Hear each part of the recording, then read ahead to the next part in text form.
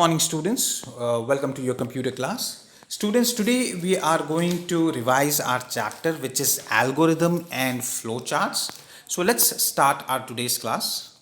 So first thing we are going to talk about is problem solving and its steps. Now, if you remember when I was teaching this chapter, I explained about what problems generally do we face in our day-to-day life, and how do we plan it in our imaginary uh, mind, that how we are going to solve that problem. So similarly, there are certain steps to solve a problem. First is the sequential steps which is required to solve a problem. Remember, I gave you an example of you going to school in a new city, and you how will you reach the school the first day. So the same thing we are talking about here. So first thing is sequential we will decide that how we will go. For example, if it's a new city, how would I go? Will I be taking a bus? Will I be walking down? Will I be cycling? Will I take a public transport or any other means of transport? That's the first thing I'm going to decide. Next thing I'm going to decide is what are my opportunities and challenges. Opportunity, if I'm going by public transport, then I don't have to worry about it because any which ways I'm going to reach my point. But if I'm cycling or if I'm walking, then just in case if the road is closed, then what would be my second option? Because I don't know the way to the school, I'm new to the city, right? So how would I reach the school? What if the road is dug up? So all these opportunities you decide on, and then finally you plan out your day. So similarly, algorithm is something related to that, the example which I just discussed. It is a set of instructions which is followed to perform specific tasks. So it is written in very simple language and in proper sequence. But the logic may vary here. So you might find different logics here. So, but the end result is the same. What is the, how can the logic vary? For example, if you're going to school, similarly your friend or your colleague, your classmate also is reaching school, but are all of them using the same mode of transport? No, there are different students using different mode of transport. Some of them come by their bicycle, some of them use the public transport, some of them use school bus, some of them use their bicycle, right? Some students first drop their siblings, their brother or sister, to another school, and then they come, right? Some of them go to their uncle and aunt's home, they hand over the key. If the mummy and papa both are working, and if they both leave the house, he hands over the key, then he comes back to the school. So a lot of things, but ultimate goal is that all the students are reaching the school, right? So that's how the logic is different, but all of them are reaching the school. The solution is same. History of all algorithm, Abu Zafar Muhammad ibn Musa al-Khwarizmi. So he is the father of algebra, and he's known for his work on mathematics, astronomy and geography. So algorithm was discovered by Abu Zafar Muhammad ibn Musa al-Khwarizmi. What are the benefits of our algorithm? It is easier in problem solving. It can be translated into any desired computer language. Here I am not talking about English, Hindi or Kannada. I am talking about here the computer language, which is C++, Java, COBOL, BlueJ, right? Next is easy to identify and remove errors. You can identify these programs very easily and the errors can be removed. What are the limitations of algorithm? No proper syntax and non-standard representation. So there is no syntax. Syntax, what is syntax? I hope all of you should answer this question now. Yes, syntax is the procedure or the program which is the steps which we create to while developing a program. The small codes which we use are called as syntax. So there is no proper syntax. You can write in any language, any English language, anyway. Your sentence structure may vary. So there is no standard thing about it. Hence it is called as the non-standard representation. So next comes flowchart introduction. What is flowchart? Flowchart is the diagrammatic representation of steps. If you miss out the word diagrammatic in flowchart, then your answer might land up in problem, because flowchart is related to diagrams, right? What is it used for? It is used to solve a problem. It is pictorial in nature. You can see different pictures, different dialog boxes which we use here, and it is easy to understand any problem. So if we are deciding on a solution, we can easily identify and decide on the solution. He is Mr. Frank Gilbreth, and he is the person who introduced a flowchart to American Society of Mechanical Engineers. Right? He is Mr. Frank Gilbreth.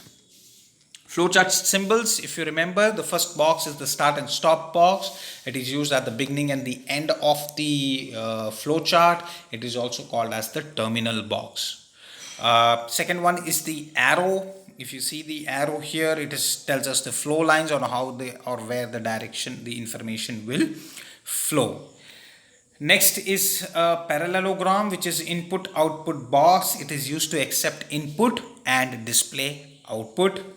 Next is the process box, which is a rectangle in shape, and it shows us the action. For example, if you are doing a sum, then this is where you are going to mention whether you are multiplying, dividing, or just taking out the area of any geometrical object. Next is the diamond shaped decision box. This is used to test conditions and make decisions. This is the place where your solution, whereas if your answer is yes, then it will go to another dialog box and another symbol. If your answer is no, then it will take you to another symbol. At the last, which is not mentioned here, is the connector. What is a connector? Connector is circle in shape. Sometimes we draw flow charts which are very big, or we use to connect from one page to another page. This is where we use connector, and connector connects one end of the flow chart to the other end of the flow chart. What are the examples of flow charts? I've given you some examples of flow chart. Before that, let's quickly talk about the benefits and limitations of flow chart. What is benefit? Effective analysis. So problem can be analyzed in a more efficient way. You can see how the problems is analyzed and how the solution is derived from it. Communication, flow of communication is very logical. You can see with the flow lines where the information is flowing, right? And how, in which direction the information will flow. If the yes, why, which direction? If no, which direction? If true, which direction? If false, which direction? Last is flexibility. It is independent of any programming language. So it is independent. You can use it in any programming language. Programming language, can you name 2 or 3 of them? I just mentioned that in my video. Right? So if you have mentioned about Java, C++, COBOL, right? So all these things like that are called as the programming language. Next is limitations of a flowchart. In limitations, we talk about complex logic and modification. A modification will be difficult because if you make a small change in the plan, like for example, you are going to school from your home, you are using a bicycle, you've decided on everything, but suddenly you decided that you don't have a pencil, and you will also have to go to the stationery shop to buy a pencil and then go to school. Then what you will have to do, you will have to replan the entire flow chart again. You will have to redraw the entire flow chart again. And if your problem is little difficult, right, or it is complex, then it will make you confused further, right? So let's try to understand a program. So this example, I discussed it when I was teaching flowchart. For those who have missed it, this is once again I'm explaining it. So the question here is, the problem here is that a flowchart has to be drawn to buy a pen from a stationery shop. Now here it is not necessary that all these steps should match. There can be some difference here. For example, I'll explain it to you. Take money from your mother. Not necessary you take money from your mother. You also can take it from your grandfather, father, or anyone. Then you ride on the bicycle and you go to the stationery shop. Now what if the shop is nearby, right? You can just walk down to the stationery shop. So this might also change, right? It cannot be the same. You give money to the shopkeeper. Now most of the shopkeeper will not take the money first, right? First they will give you the pen. You can check it, and then you pay the money and take it. But there are some shopkeepers, they will first ask you to pay the money and then give a pen or pencil to you, right? And then, so these steps can be slightly up and down, that's perfectly fine. Then you come back home. After coming back home, your program stops. So see how it is, the scenario changes and how the logic, but at the end, what is the objective? The objective is to buy pen. If it is nearby, I'm walking down. If it is far away, I'm using a bicycle. I'm either paying the money first or taking the pen first, but at the end I am getting a pen and I am reaching home. So the solution is same, but the logic is different. Now let's watch a video of drawing a flow chart. It's mentioned here, right? So let's try to watch a small video and understand how will we draw the flow charts in computer. So let's watch the video now. You can create a flowchart in Microsoft Word 2007. Open Word 2007. Click on the Insert tab, go to the Illustrations group and click Shapes. Select any shape in the flowchart section. Create the shape in the document by clicking and dragging the mouse. Insert more shapes from the Insert Shapes group to complete the flowchart layout. Select the desired shapes and align them by pressing the Control key on your keyboard. Now go to the Arrange group, click Align, and choose the alignment option of your choice. To add lines and arrows in the flowchart, in the Insert Shapes group, select the line or arrow shape. You can create the shape by clicking and dragging the mouse. Repeat the same process to create more lines or arrow shapes in the flowchart.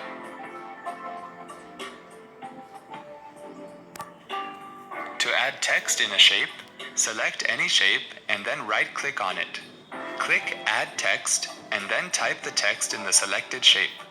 Repeat the same process to type text in other shapes of the flowchart.